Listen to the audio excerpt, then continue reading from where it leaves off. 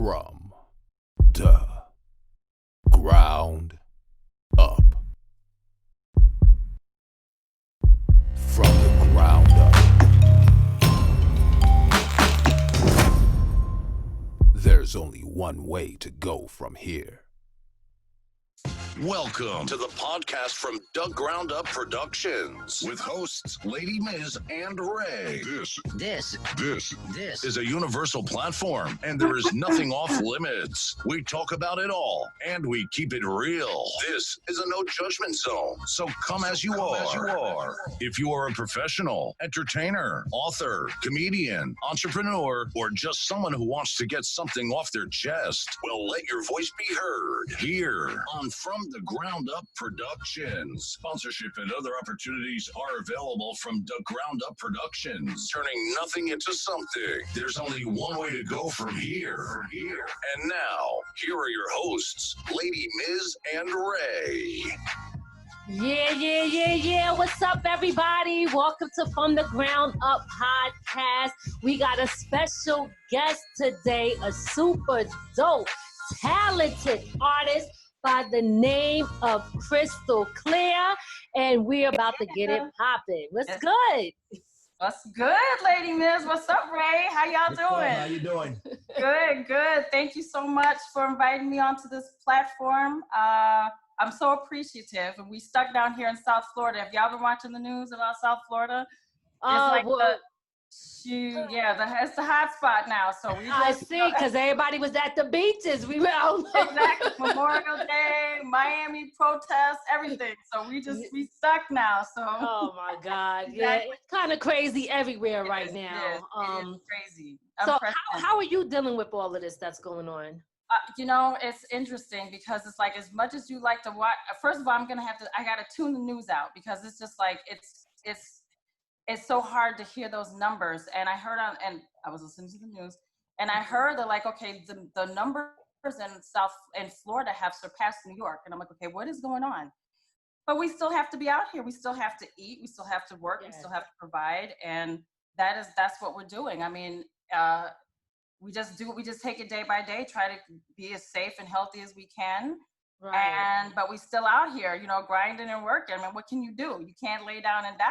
You gotta keep going. So, but it's a wilderness out here. It's dangerous, and the numbers just keep going and inflating, and people are dying, and it's just like one of those things. It's like what is going to happen? It's so unprecedented. You can't even predict what's going to happen. So, but we working. That's our hashtag. We do that every day to each other. We working. Yeah, so you're being able to get work done during this time. Do you find it easier or difficult? Well, so I'm a business owner as well, and I've been pretty fortunate in that I didn't lose any projects, I didn't lose any clients in that regard. So I'm still keeping it. But as far as the music is concerned, and being a new artist out here and trying to promote has been very difficult. Obviously, a lot of our projects have gotten delayed, especially video production. Mm-hmm. And, we're trying to work through that, trying to come up with all kinds of different marketing plans. It's hard for new artists to promote because not only do you want to promote the audio, the sound, you want people to be able to see you. We want to come out with all these amazing visuals, and we're writers. So we've got video treatments written, everything, and we can't do it. We can't film because we have to be safe. You know what I'm saying? So it's like, what do you do? So, we just keep working and keep creating. We're in the studio constantly, just writing and just kind of being prepared for when the time comes that we can, some of these restrictions can relax so we can get back to work, because our plans were just absolutely thwarted. It's like, okay, we can't do, because we didn't expect this to happen. So it's like, 2020 is going to be one for the history books, so. Oh, yeah. It's going to be one for the history books. This year's over already. I'm already waiting for next year. This year's done with this year. I know, and that's such a sad way to think about it, too, because, what are we getting ready to go into August? And it's like, if things don't improve, I give myself, if I said to somebody, I was talking to my nephew, I was like, if things don't improve by Halloween, I put Halloween on. I was like, if things don't improve by Halloween, we might just count it out. just count it out. There's nothing. So, but I mean, we're going to try to stay optimistic and do what we can do to promote and just keep working and keep trying to put out some music and do what we can, you know. I mean, to try to get the Krystal Klear and my team to get us out here, you know. So yes, but I see that you guys are moving, and I still see you working, so that's great. You got some songs out. So let's talk about, tell the people where you're from. That way people can get a little history, a background on you. Yes. Well, I was born in the South. I was born in New Orleans. I wasn't raised there, though. My family and I, we as a toddler, we moved to Chicago. We stayed there for a couple of years, and then we went to upstate New York, to Syracuse, where I was raised. And so yeah, and I know everyone likes to tease me, all my team members that are from New York. They say, that's not New York, that's Canada. You're Canadian. No, I'm not Canadian. But, you know, we're upstate New York, so not that far up, but we're upstate New York. So where are you in upstate New York? We're in Middletown. We're in Middletown, New York, next to it's not far from Woodbury Commons, yes. So that's where we're at. That's, see, I can't wait for everybody to see this, because when I put on my, like you have on Ray, when I put on my New Yorker, they call me an imposter. They like, oh, you fraudulent. You fraudulent, take that off. Well, we live here now. He's originally from the Bronx. I'm originally from Philly, but we rep 845 up here, upstate New York, because that's where we at. Good, but yeah, so 718 the Bronx. Oh, there they go. All my peeps are from Brooklyn, Queens, you know, hardcore. They're like, you are not from New York. Like, and we had a whole debate don't even ask me how we did this. We had this entire debate last weekend about LL and MC Shan, and we got to, oh my God, we went way back. And they were just like, and you know the reason why you didn't know? I'm like, why? And they said, because you was in Syracuse. I was like, they always try to play us. They always try to do that. No. Yeah, but yeah, so raised in Syracuse. Went to grew up there. Went to college in Syracuse. Graduated from Syracuse University. So just my whole life is all upstate New York. Okay. And then, I like to tell people that I was born singing, dancing, creating. I mean, as much, you know, most of us artists will say, you know, this is in our DNA. This is what we did. But, you know, I was raised in a traditional household, I would say, you know, very traditional, where my parents didn't necessarily discourage us from being in the arts, my sister and I, if you will, but they didn't encourage it in a sense that they were like, okay, this is what you're going to pursue. So yes, so I went to college and got the degree and did all that kind of stuff. And so that, you know, you're talented, but you're going to go to school, you're going to get a degree, you're going to get a job kind of household. And so, so that's my background really. But it's as far as the music is concerned, like I said, it's always been something that's been in my blood. You know, I've been. So you were dancing before? I'm a closet dancer. Hey, it's on your resume. I'm a closet dancer. That's what I like to call it. But yeah, but I'm just saying that as if I would just my love of the arts and the performing arts goes all the way back from when I can remember, you know, being a child, being 3 and 4 years old, and just dancing, singing, acting, creating. Just, you know, it just was comfortable for me. It was where I shined, I would say.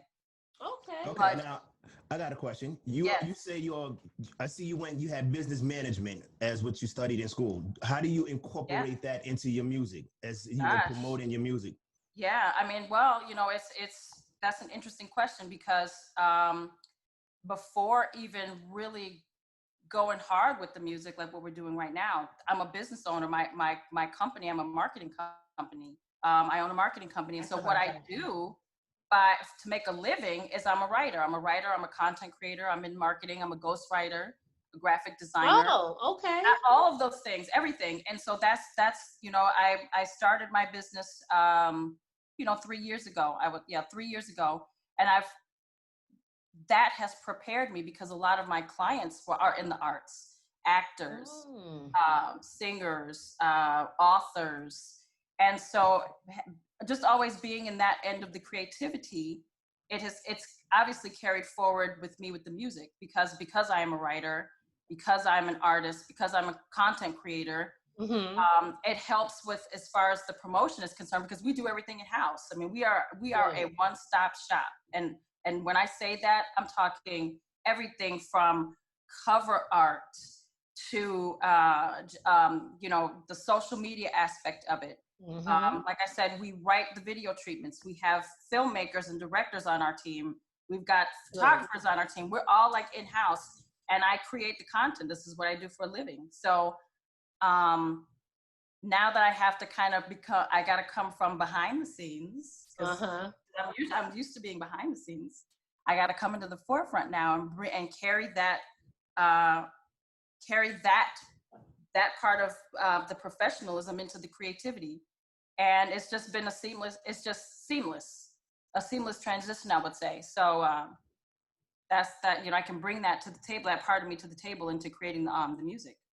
Now, when you say we, is it you and is that the 12 Tribe music label? Tribes, yes. 12 Tribes music label, producer Juice the Witch Doctor.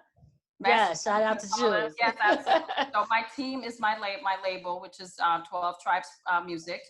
And then we also, in association with the Nexus, and that's where we have the rest of our producers. Our executive management is in New York. And so it's definitely a team effort. It's all the team. We come together. We've got writers, myself. I've got a few label mates that we correspond with. That we coordinate with and work with constantly. So when I talk about myself, I'm talking about myself and the team, because we do everything together.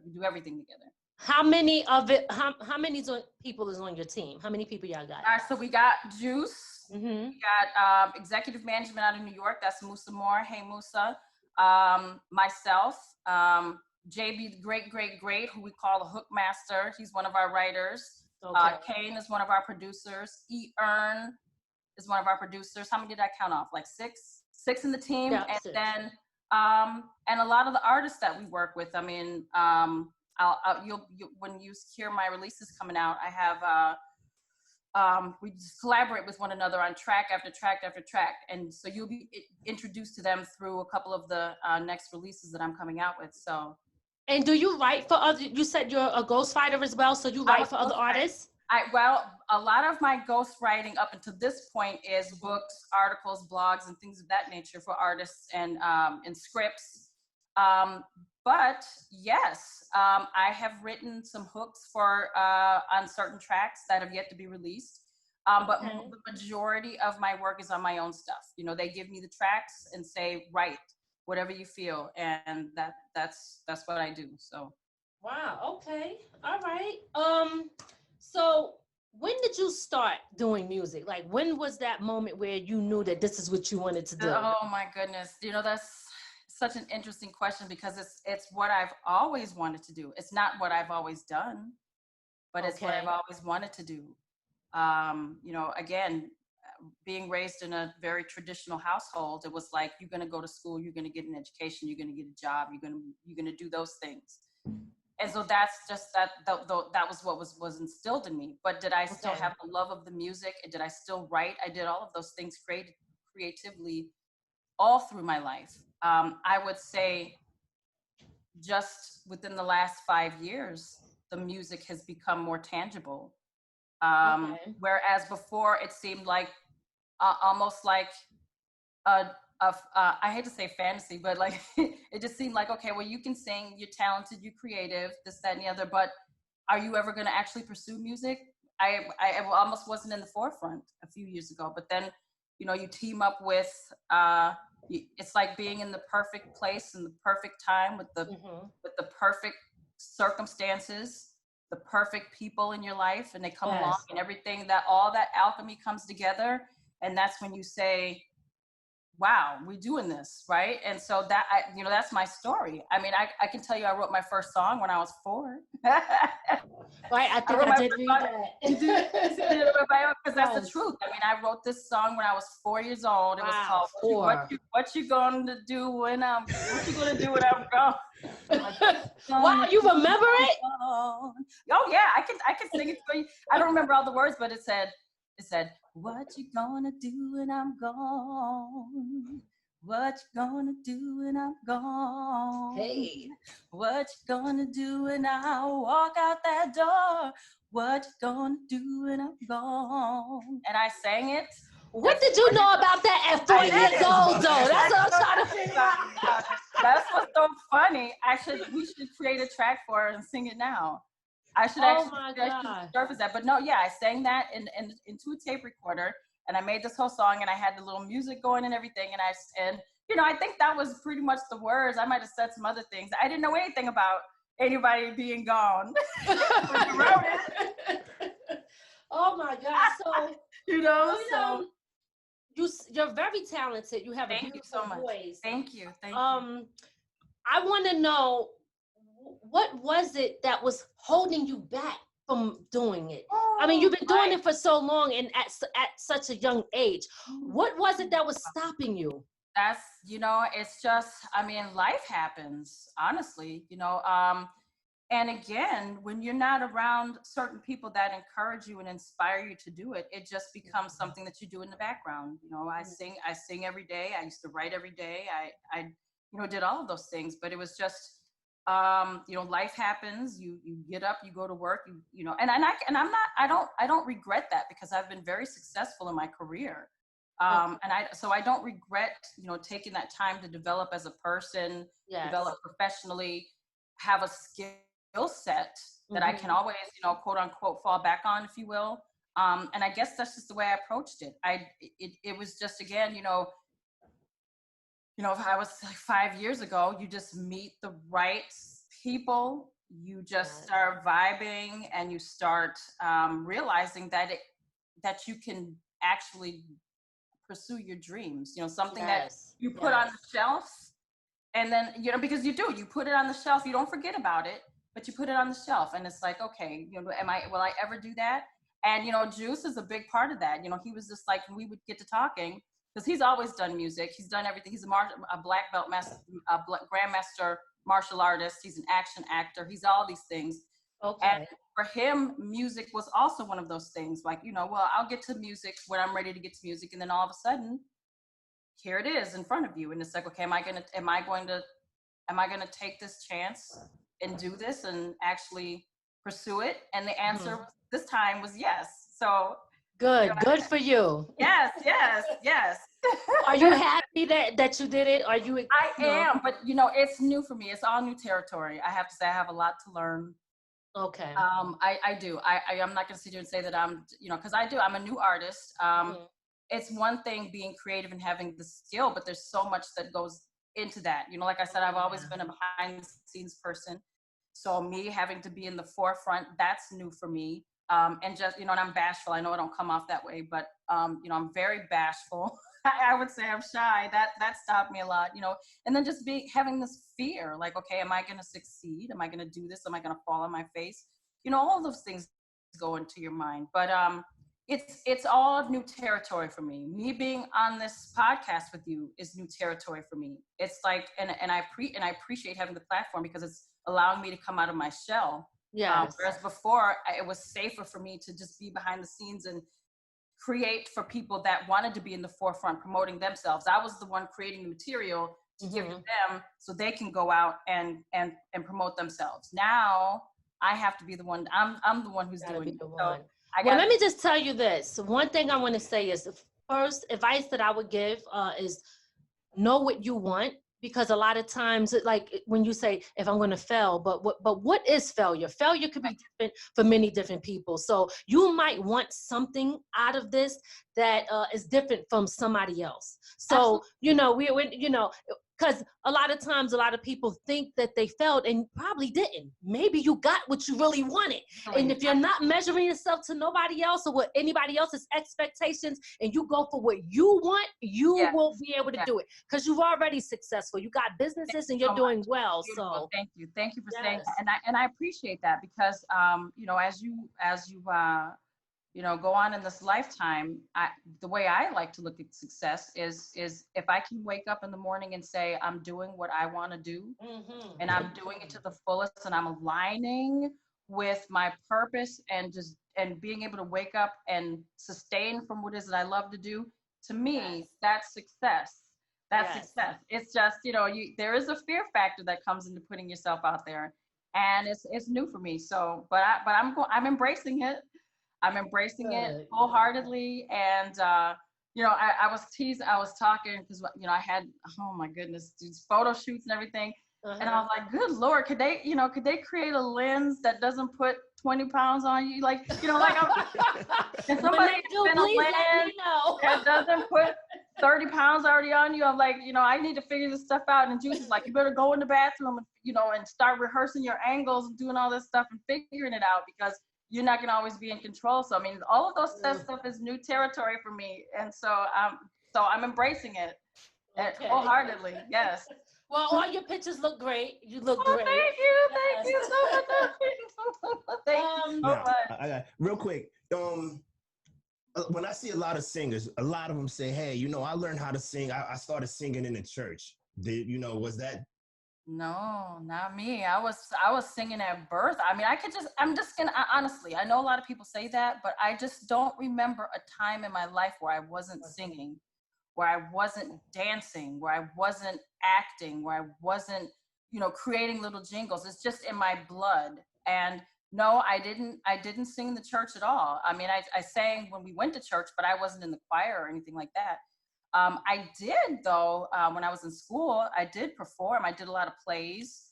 I was always in the chorus. I played the violin. So, I mean, I wasn't a stranger to performing in that regard, but it's just something that's always been a part of me, I would say. And it's just me. I just don't remember a time where I wasn't singing. You weren't. And just always just creating. Okay. And yeah. You said you went to Syracuse. I just got to ask this because I know there's a guy that I follow that was a teacher there. Are you familiar with Dr. Boyce Watkins? No. He was a teacher there. You should look him up. Really? I will. Oh my God. Look him up. Is he still teaching? He has his own business. He does separate, like the Black Business School and things like that. But he was, I know he was a teacher at Syracuse. So when you said that, I just wanted to ask. I'll have to look him up. Yes. Absolutely. So you said you took a break, right? I did. You took a break from music and decided to get back into it. So what was your reason? Because when I said you said, it was actually what I read. What was your reason for taking a break? Even though I read it, this is for the people too. Yeah, the reason for taking a break was just, again, just life. Life happens, and you have to support yourself. And you know what? And it was also the opportunities that I had at that time. Being able to work within an entrepreneurial environment, and figuring out what my skill sets were, and that was fulfilling. I'm not going to sit here and say that I left music or I stopped wanting to be in the music because I decided that this was the better path for me. It was just the opportunities, just how life unfolded at the time.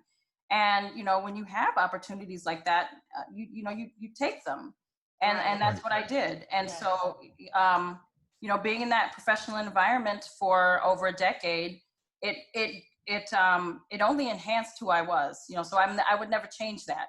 I feel like now is the time where I have the maturity, I'm grounded, and a lot of artists get mixed up in the music industry and don't know what the F they're doing, and it's like you know what I'm saying? Very true. So I feel like I have the maturity of mind and the presence of mind to do this now, where I can make good decisions and I can make my own, I can be in control. Yes. You know what I'm saying? Like, I'm in control now. So, I mean, and I don't think that I would have the balls to be that way if I didn't, conquer business first. And then now I can bring that and apply it to the music and apply it to the business side of the music and be confident as well. I don't think I would have even had the confidence. I hate to say that. People are like, what are you insecure about? Why don't, and I'm just like, I have insecurities just like everyone else, so that, taking that quote unquote break allowed me to grow as an individual.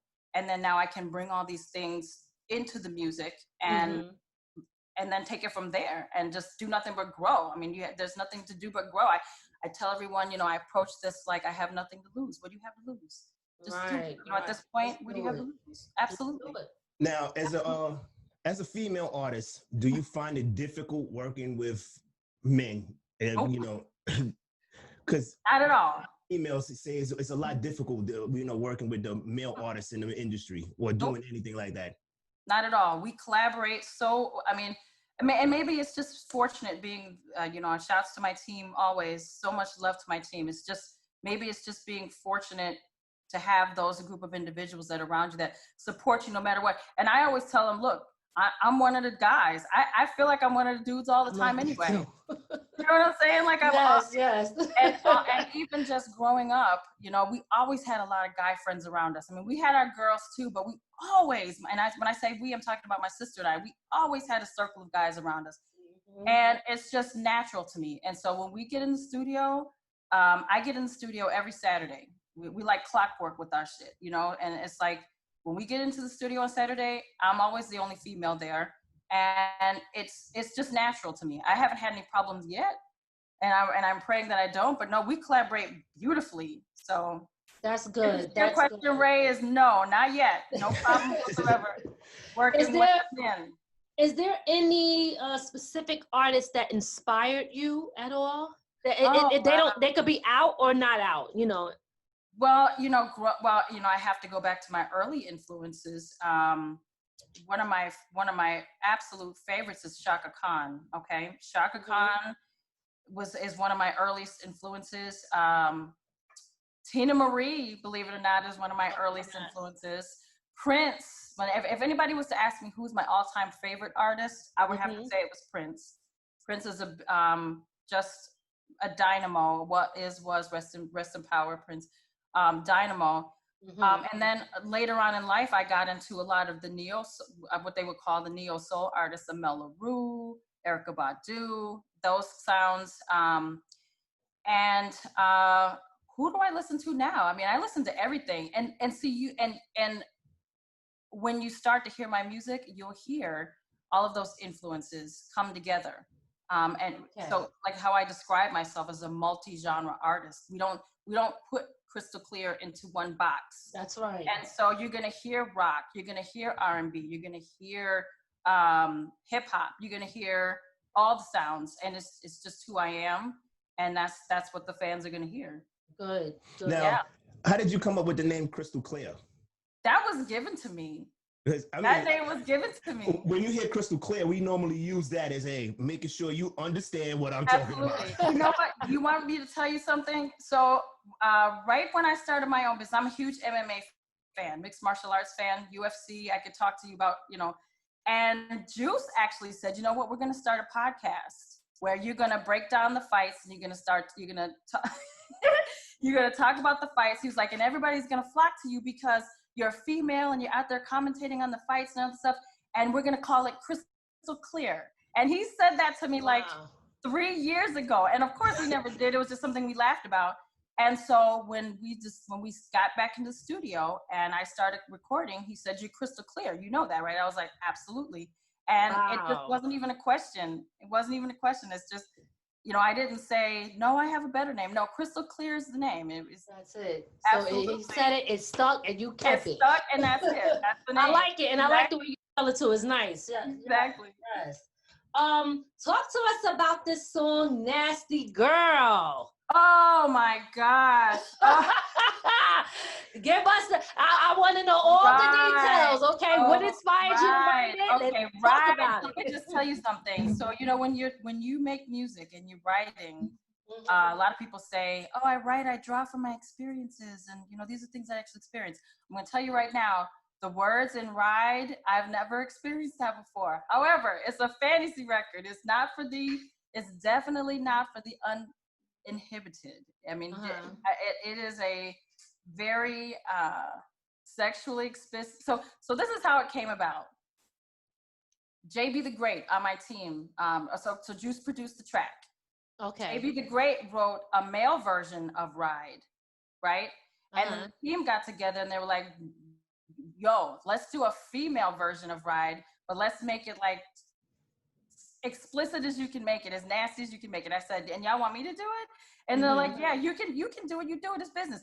And at first, what we were planning on doing is it was going to be a reference track, and we were going to try to, shop it around, what have you. But I wrote that song, we recorded it, and it was like, oh no, now that's your song. So it's a it's a sexy track. It's sexy, it's nasty, it's it's very risque. And what can I say? Like I tell people it's a fantasy track. It's like meeting somebody, seeing somebody across the room and just like letting it go from there. So that's what the song is about. Well, guess what? We are gonna play a snippet of that song on the end of this podcast. So if you guys are watching right now, stay tuned and keep tuning in. You're gonna hear a snippet. You're not gonna hear the whole song because you gotta go and download her music. Yes, thank you. Go and download her music. So we're gonna play a snippet of the song for y'all, and that way y'all can hear a sneak peek. Yes. Yes. Now talk to me, like, how do you feel about the music industry right now? Like since you've gotten into it and the things that you have learned so far, how do you feel about it? I'm gonna tell you what, it's so much different, isn't it? It's so much different. Music, the way we consume music is different. And I guess that's what dictates how we even put out music. What I appreciate about it now is that, again, we have the control. But I do think that there's an element of superficiality in it as well, that it's like, okay, do I beat them or do I join them? Do I beat them? What do I do? So you have to put out records that people are going to flock to without losing your authenticity. And I guess that's going to be the most challenging part to do it, because I can't sit here and say that I know all the artists out today. Some people say, did you see such and such's video? And I'm like, who is that? Like, I feel like I'm in my own bubble. I'm like, who is that even? Like, what are you talking about? Like, I'm always the last person to know. They're like, you didn't see such and such? I don't even know who that is. So it's like, the music industry itself has changed. And I think that, it's kind of going to be hard to appeal to the younger crowd, because the way the music that they like the youngest crowd, I would say, the music that they like is different than the music that we like, and the music that we write, and the music that we perform. So it's like, you're going to have to give them you got to give them a little bit, because they control everything. They control, like, it's something when you go to YouTube and you see, gosh darn, this thing got 3 million views. It's like, wow, 3 million. So it's like, how do you do that? So you have to appeal to them. And as far as the industry is concerned, thank goodness I have, again, shouts to my team, a team that can lead me and make certain decisions on how we promote. Because to me, it's like, I'm a creative, but I don't know the industry in and outs and what we need to be doing. So, again, shouts to my team for making those decisions. But it's different, Miz. It's much different than it was even 5 years ago. These kids nowadays, if you want to get their attention, you got to take your clothes off. That's the only way. I know. Well, so you know what? I have to say, Ride is one of those records. Now, we were supposed to go into production on the video in mid-June. Obviously, we had to delay it because of the pandemic.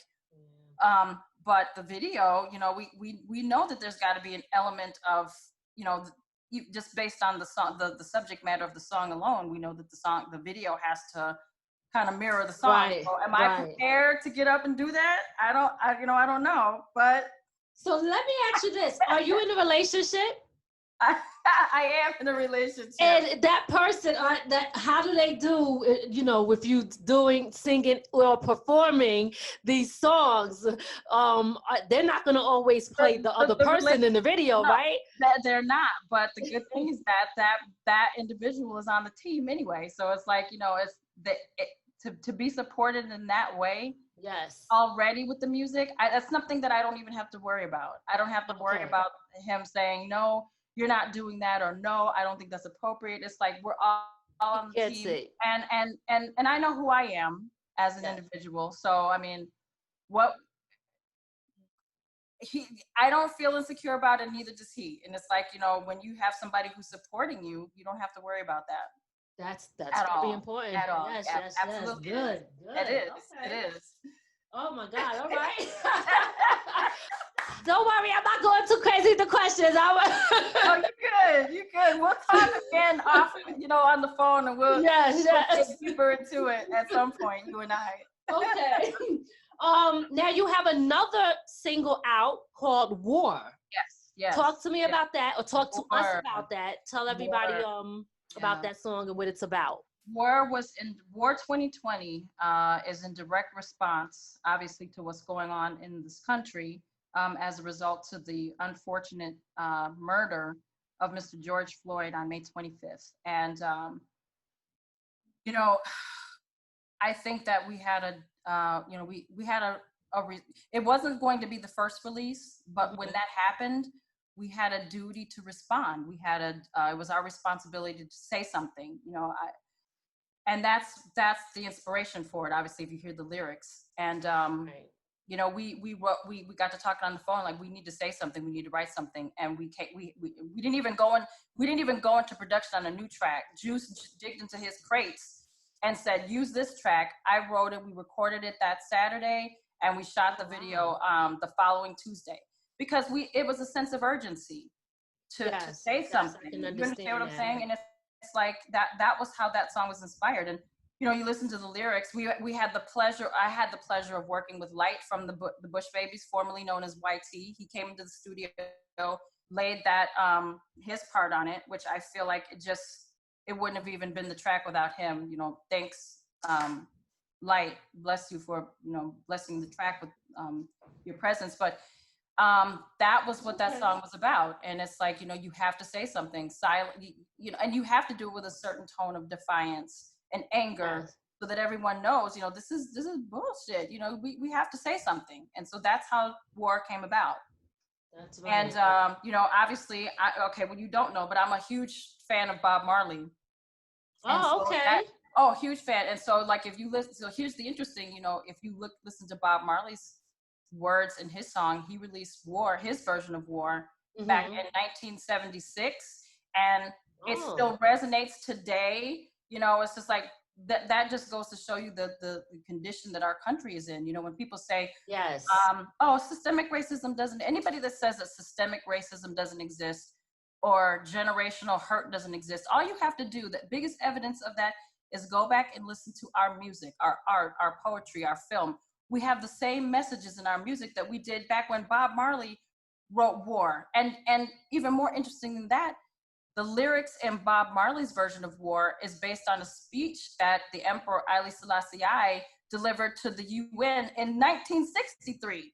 So from 1963 to 1976 to 2020, and the messages are still the same. You know, that to me says a lot in and of itself. So it sure does. So we're hoping that War 2020 is almost like a timestamp, if you will, like you know, like a documentary of, you know, in 2020, we as Black folks and people of color were still dealing with this nonsense. And so it is war. It is war. You know, it's like, you know, we can't sit here and just, you know, it's one thing to say something and it's another thing to take action. I don't have the answers, but I knew it was my responsibility to at least say what I felt in my heart. And that's how the team and I approached it. So we did it. We did that. That's good. Yeah. Yes, I heard the song. I like the song, and it's a great message. So you gotta keep putting out them songs and keep putting out good messages. And I like that you're very well rounded. You know, I like that. You know, you have many different styles, and that's great. It shows your versatility. Thank you so much, sis. I appreciate that. I appreciate it. Yeah. And also putting out songs like War is needed. You know, because a lot, especially in our music nowadays, when you hear it's very rare now that you hear people speaking up about, and it's in their music and in their art about what's going on. It is. Now, is it the most popular thing to do? I mean, I can't say, you know, I don't know. Obviously it might not be the most popular thing to do, but sometimes you just have to do what you know is in your heart. And that's how we approached it. Well, you know, I would love to say that it's going to be this big movement. I would love to say that. But again, like you said, Ray, you know, in our music,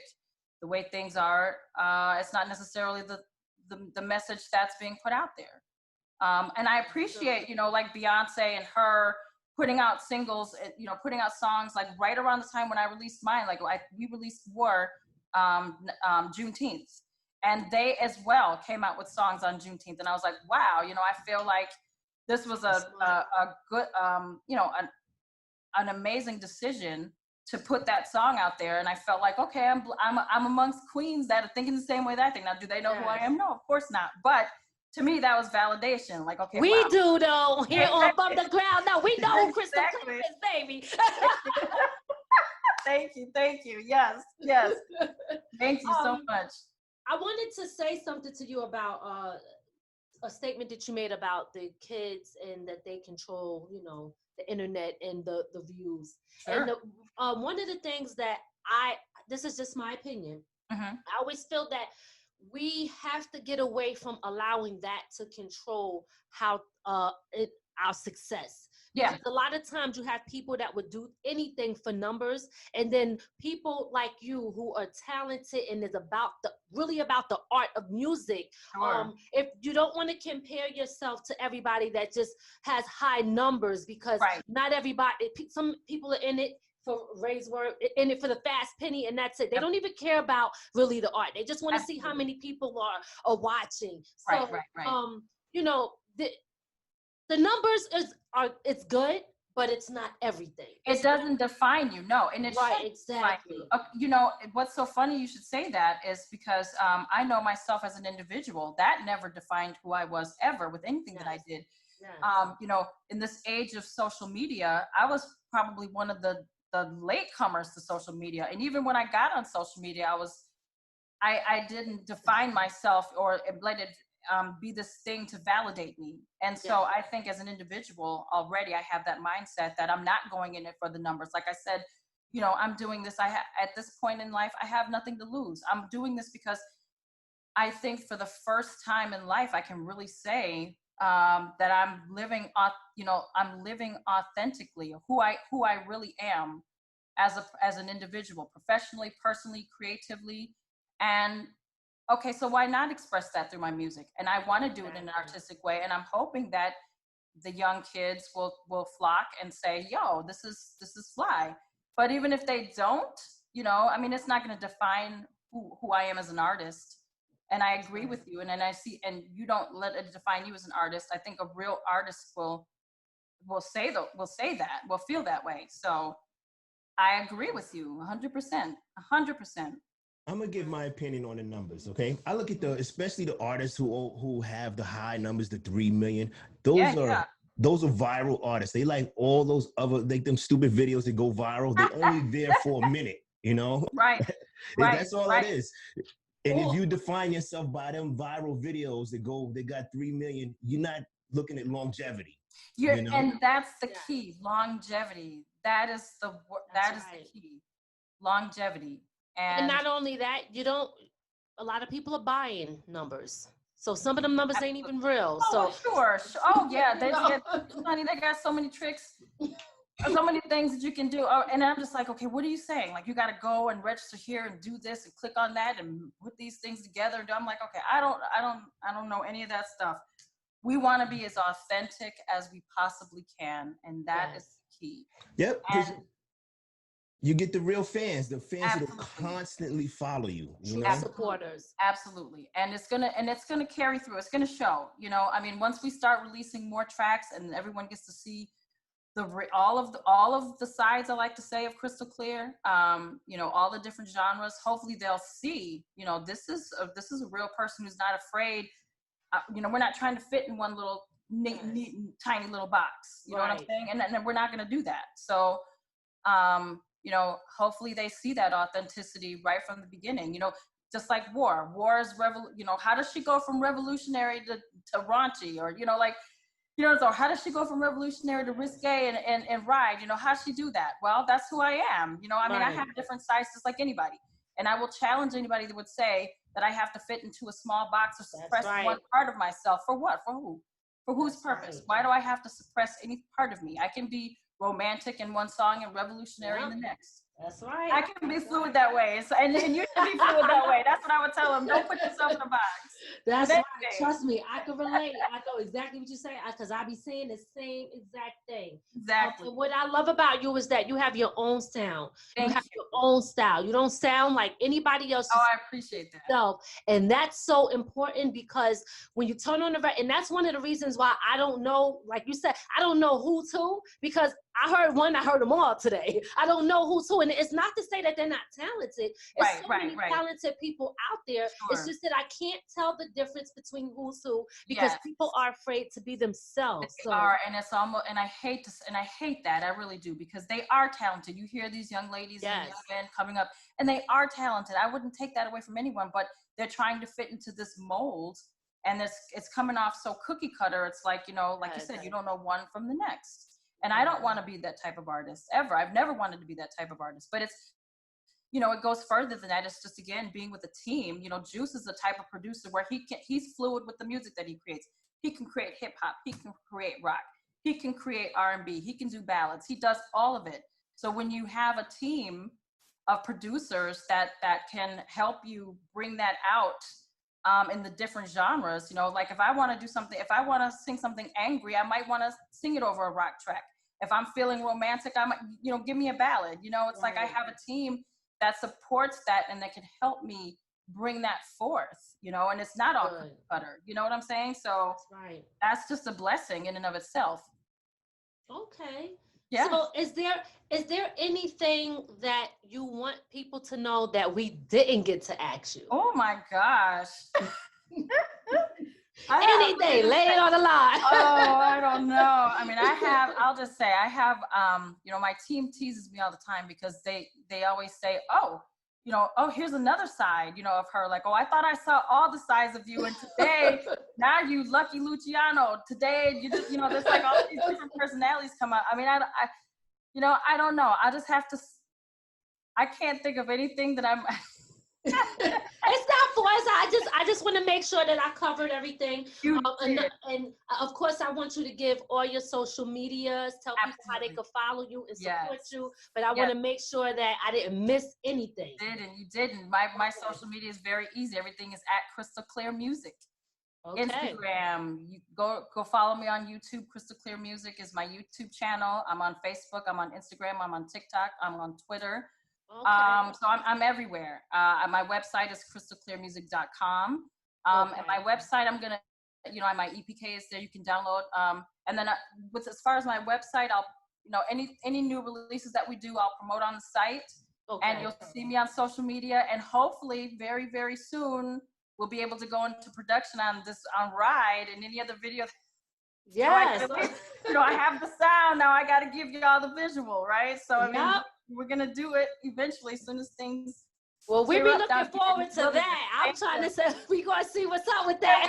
Wait a minute. You and I have a project. I mean, I don't know if I'm supposed to be talking about it, but you and I. Look, I was like, we're gonna talk about that behind the scenes, but yes. Which I love. I'm gonna say, every so often a female anthem emerges, and this is a female anthem in the making. So when you and I do that, we're gonna get that one in, and we have other things that I'm sure we're gonna collaborate on in the future. So that'll be coming up soon, hopefully in the fall sometime. So yes, it's happening. It is. I've just been so busy. Oh my God, got a lot of stuff going on. It doesn't stop, Miss. And I love it. I'm gonna tell you, I wrote to it, and then I was like, I don't like that. I love your hook so much. I was like, oh my God, it's not good enough. I gotta do it over. That's the reason why it's taking me so long. It's gonna be so sexy. I'm just like, well, I already got the video in my brain and everything. So just you know, take your time. Sounds like a trip to Florida to do the video, huh? Yeah. Well, no, I don't know. We'll see. I mean, I don't know if Ms. wants to come down here in this. You know, I mean, if it's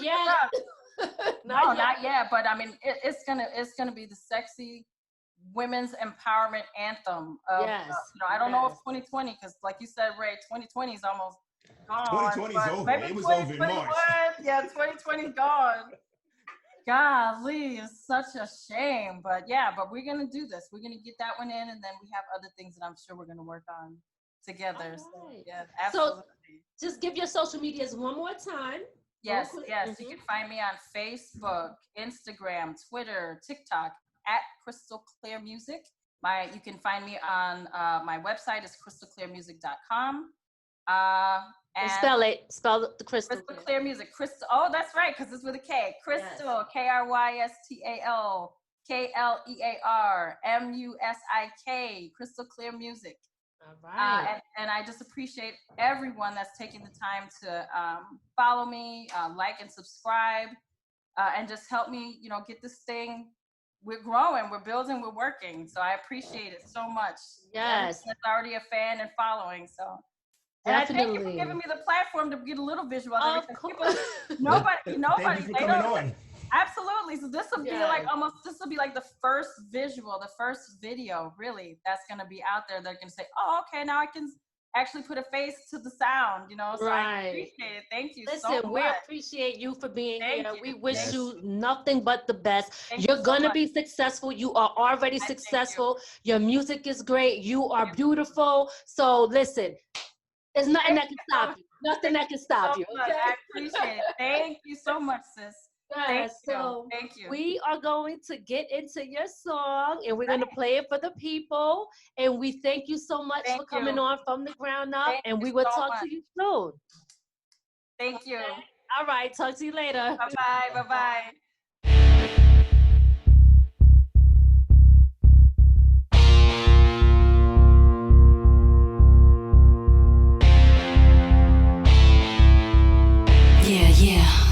Yeah.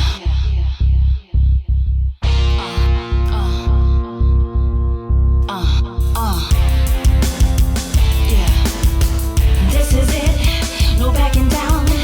Now we burning and a looting this town. It's open season, we get no peace and we choke. We bleed virus and disease. Kill our voices, take our choices. You're taking the knee until we can't breathe. Mama, I'm gonna fight tonight. Mama, I'm gonna die tonight. We say war. We say war. You wanna wage war on us? We gonna fight, we gonna bust. Before we let you take us down. We say war. We say war. Black man, black woman, don't forget your cross. 'Cause if we knew who we were, we would never, ever, ever have to war. Follow me for a